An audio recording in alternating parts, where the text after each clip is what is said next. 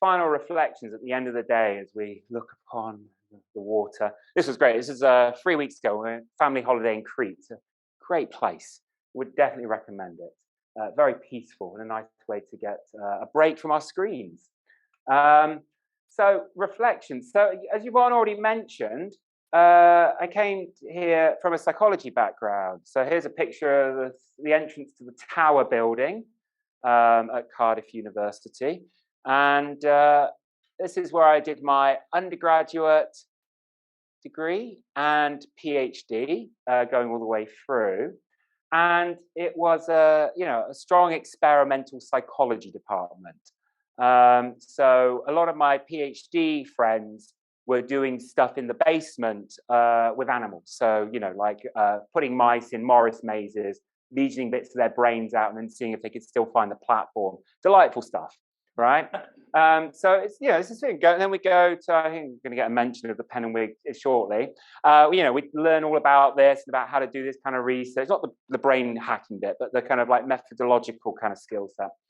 But it was a heavy theory, behaviorist inspired department where you're looking at things like operant conditioning. Yeah, it's good to see that reinforcement learning has had no impact on the world. Oh no, wait a minute, all that machine learning stuff that's taking over.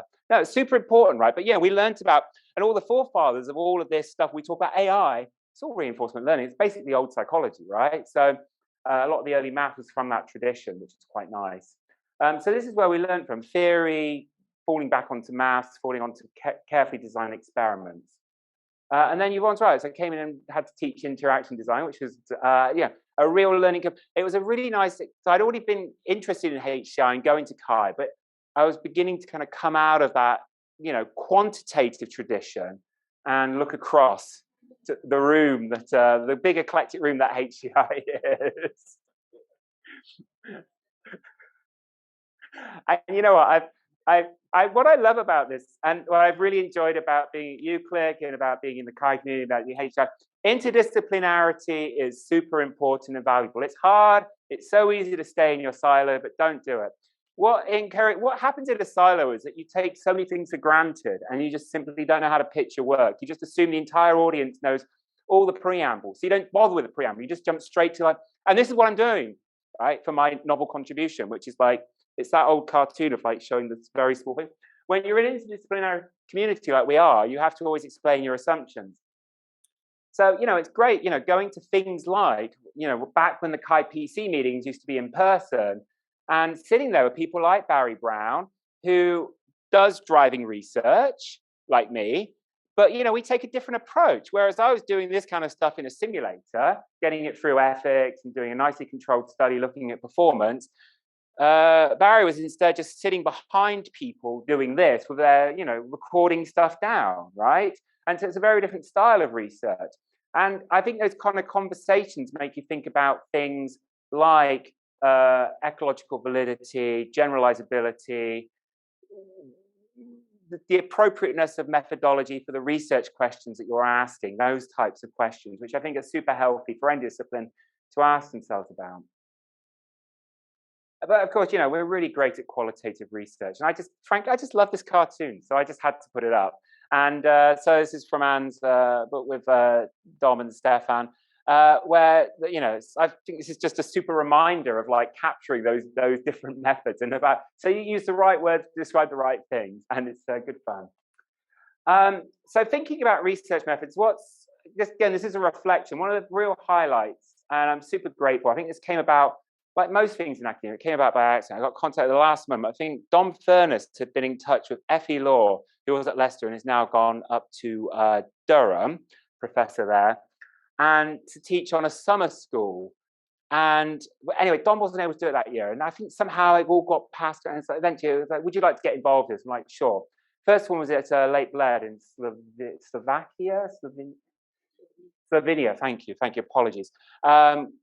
And what we did is over a series of years, I think about a good 3 or 4 years, we did these, with notably David Lamas at Tallinn University, where we were doing these summer schools. And it was really quite a nice experience to come out. And they were focusing on PhD students who were doing work in the area of HCI, but they weren't coming from UCL, right? So we're very fortunate here where we've got unbelievable capacity in HCI. I mean, how many academics do we have in our department now? It's like 12, 15 academics, right? Which I think in the context of even CHI is unusual, right? Am I right, Joseph? You go to other places, there's only a handful of universities in the world which have so many people that focus on that area. I mean, just a comment, we have a lot of faculty, but it's almost unprecedented to have psychology and like that's really unique. Like I'm very envious. Yes, thank you. And so we're really, really fortunate here. And so it's great to be able to then go out and do these summer schools where it was basically focused on people that were like, they had maybe one professor or one advisor who was a HCI person, but they didn't have that great exposure. So it was kind of like really nice experience. And it was in great locations as well. So we moved through. This is on the streets of Dubrovnik at the end of the, at the end of teaching. So I think this goes back to this old classic, the three pillars of academic career, isn't it? What are the three things that we do? Research, teaching, and service. So I'll leave you to think about and I think these things aren't separate. They are, for me, they're not separate strands. It's not like today I'm going to do my research and then tomorrow I'm going to do my teaching and then I'm going to do my service. I think these things are intricately, and if you're really clever, you can actually make it that they complement and enhance one another. And so I've been super, super fortunate since, I took over the program director role from Rachel Benedict, a really remarkable colleague with us many years, driving that program forward. And so it was really nice to be able to, in that role, think about what we wanted to teach. We did the big program restructure. So Nick, you're involved in that, and Paul Marshall at the time. We had big program thoughts about how to restructure this program.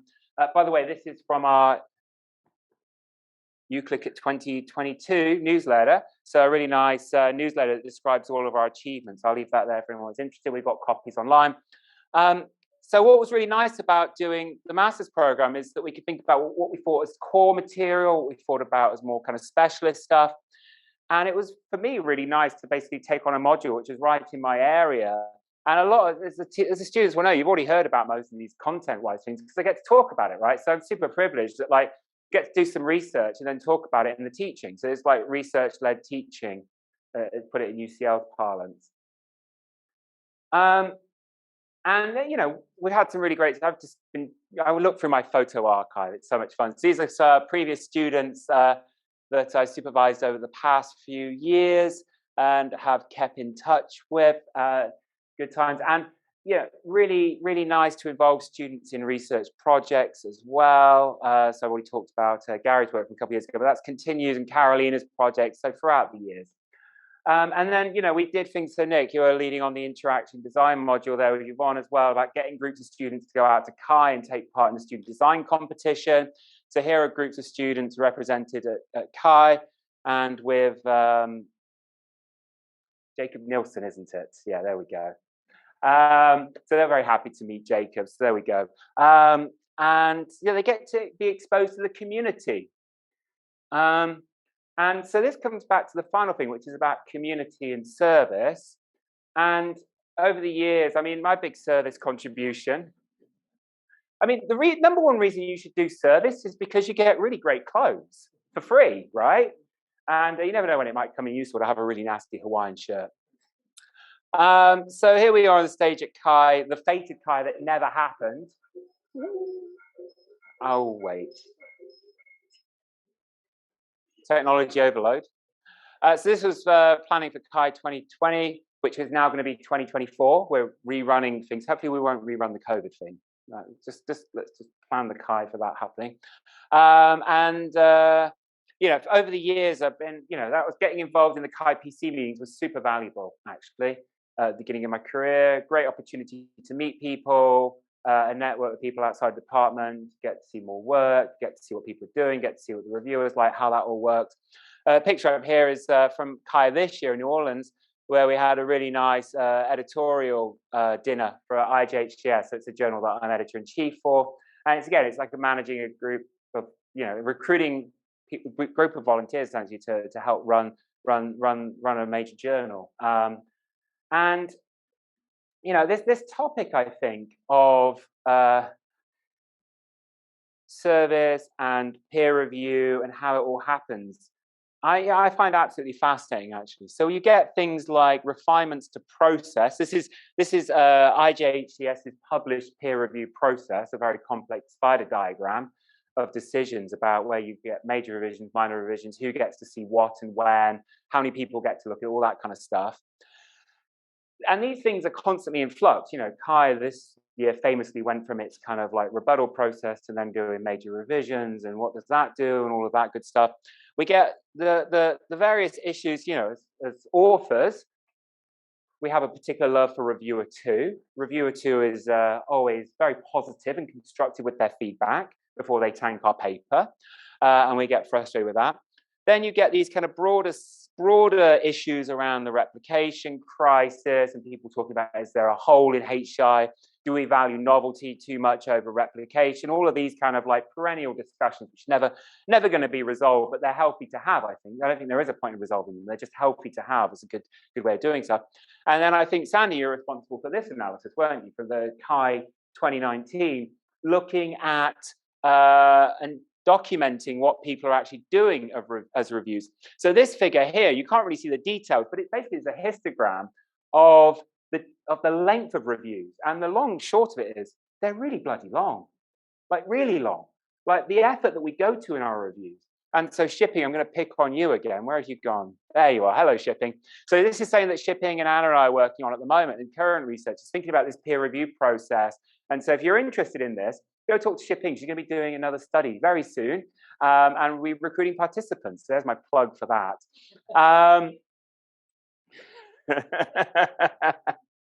But I think, you know, simply the question of like, you know, you'll be astonished at the number of papers that require reviews and people decline because they're too busy. But I don't think we can even answer the simple question. Like, if I asked you to review a paper, Leon, how long should you spend on it? 20 minutes? 2 days? A week? 2 hours? It's completely impossible to plan. And Joanna, where you are back there again, this is the kind of thing that Joanna's been looking at, is people's ability to plan their work, which is super important. It goes back to what I was talking about with email, urgency, importance. These kind of like these tasks that have a very they're just horrible, right? So we can think about how to get them more constrained and make them better. I think it really helps people, and that's something that Joanna's been looking at, like the whole planning aspect there. What I want to say though is, it's so many people, I can't go into details. So thank you so much on that. I'm going to hand over to